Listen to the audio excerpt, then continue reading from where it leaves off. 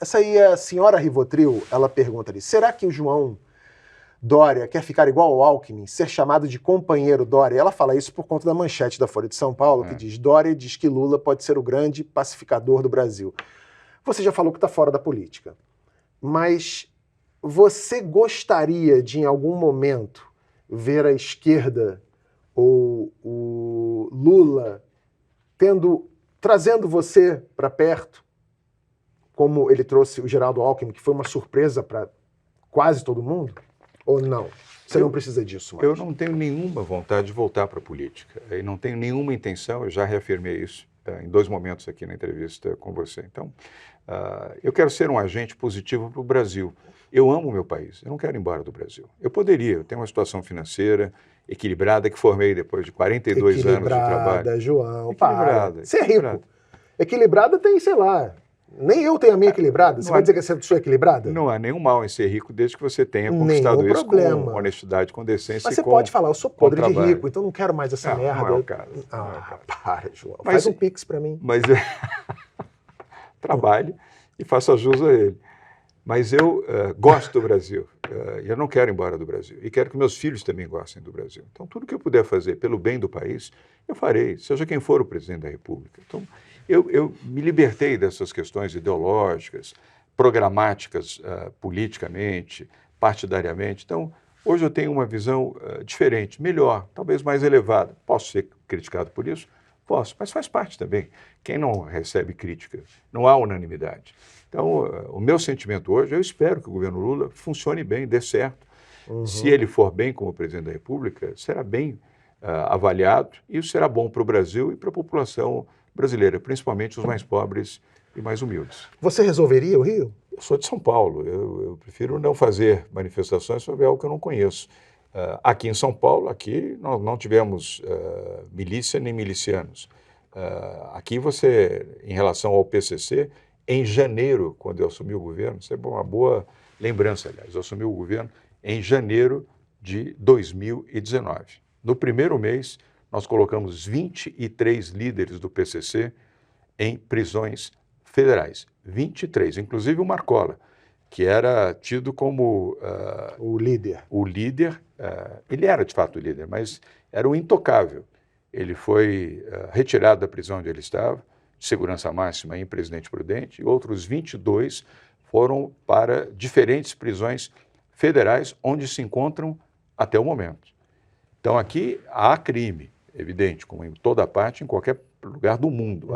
Mas aqui não há espaço para a liderança da criminalidade. O Rio, infelizmente, vive esse problema, não é um problema de hoje e nem um problema do governador Cláudio Castro, nem do prefeito Eduardo Paes.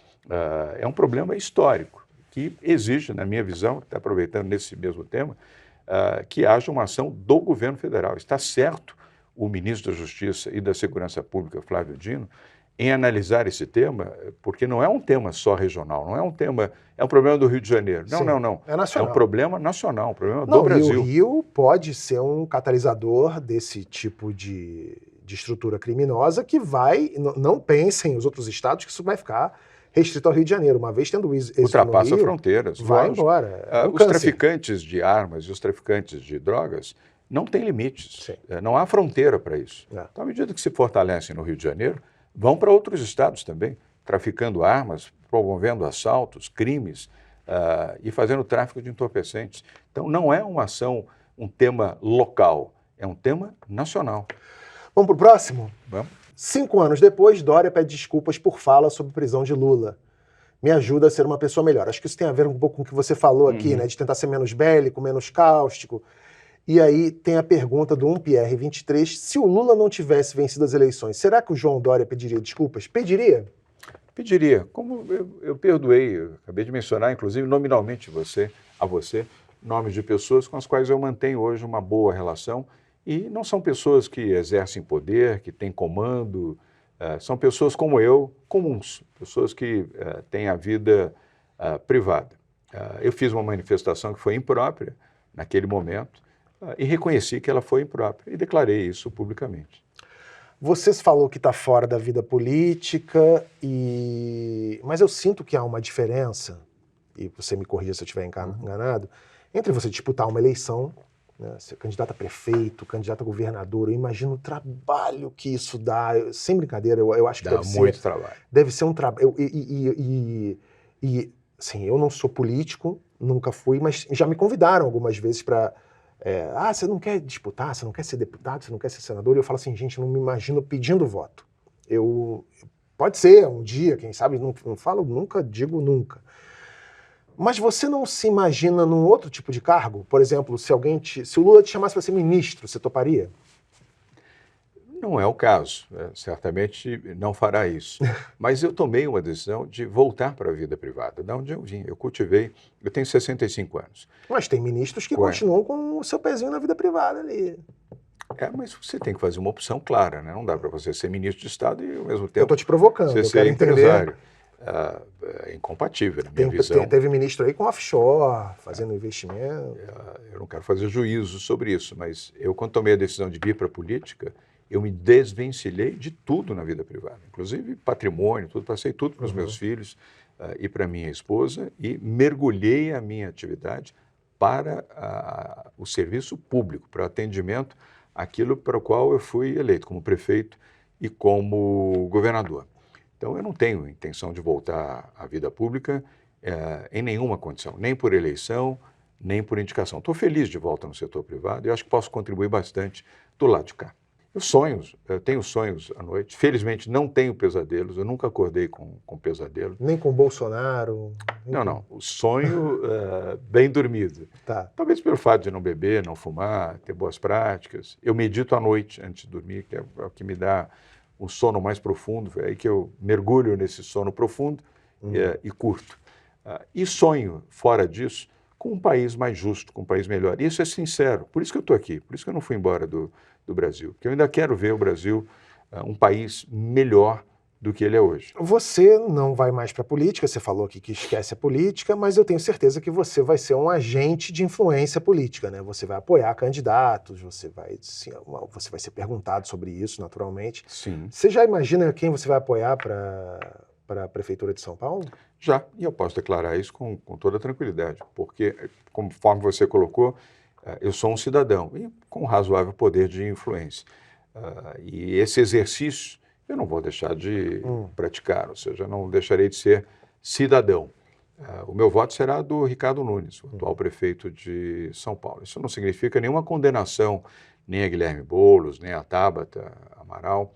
Respeito os dois, tenho diálogo com ambos, tanto com Tabata quanto com o Boulos, mas entendo que o Ricardo Nunes tem uma visão mais centrada, mais equilibrada, está fazendo o exercício prático, duro, difícil de ser prefeito, então isso ajuda muito para que ele, num próximo mandato, seja ainda melhor do que o mandato que ele está cumprindo, porque ele não foi eleito.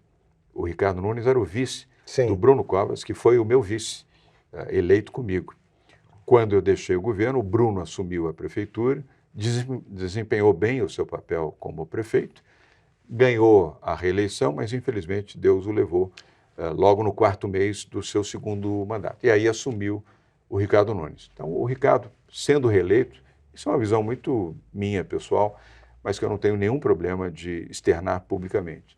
Acho que ele será um prefeito ainda melhor do que o mandato que ele vem cumprindo agora. Mas com muito equilíbrio e bom diálogo. Esse teu apoio é puramente um exercício de identificação, porque, né, vocês têm uma proximidade política ali, mas o fato de ele ser, até agora, né, apontado por algumas pessoas como o candidato do Bolsonaro ou do bolsonarismo para a prefeitura, isso não te dá uma... Eu não vejo o Ricardo como candidato do bolsonarismo. Ele tem uma boa relação com o ex-presidente Jair Bolsonaro. Eu não o condeno por isso, mas eu não vejo o Ricardo sendo o candidato dos extremistas bolsonaristas. Você acha que esses bolsonaristas extremistas vão apoiar quem para a prefeitura? Boa pergunta. Você acha que esse candidato não apareceu ainda? Tem que perguntar para eles, porque eu não vejo esse candidato hoje disputando. O candidato que talvez representasse, vamos dizer, essa linha era o Ricardo Salles, que foi ministro do presidente Jair Bolsonaro, mas ele se desligou da vida partidária e alegou que não disputaria mais a prefeitura Mas de é verdade, São o Paulo. Bolsonaro falou que torce pelo Ricardo Salles em São Paulo, talvez ele seja esse bastidor. Até porque... Resta saber se isso de fato ocorrerá. Mas o Ricardo vem tendo uma boa conduta, ele é equilibrado, ele é bom de diálogo, ele tem uma característica que eu aprecio Qual? na política, ele tem Qual humildade. Ricardo? Não, Ricardo Nunes. Ah, bom. Perdão, desculpe. Eu me refiro ao Ricardo Nunes. Tá. Foi bom você ter feito essa observação. Eu gosto dessa postura do Ricardo com mais humildade, ele é bom de diálogo e é honesto. Você acha que se o Ricardo Salles, não o Nunes, o Salles, for prefeito de São Paulo, você acha que ele ladrilha o Ibirapuera todo, assim? Eu não sei, eu nem sei Acho se que ele será. asfalta aquilo ali, transforma num... Eu nem sei se será Só uma pergunta. candidato. Eu tenho uma relação respeitosa também com o Ricardo. Eu não sei se você sabe, e os que estão nos assistindo, nos acompanhando aqui.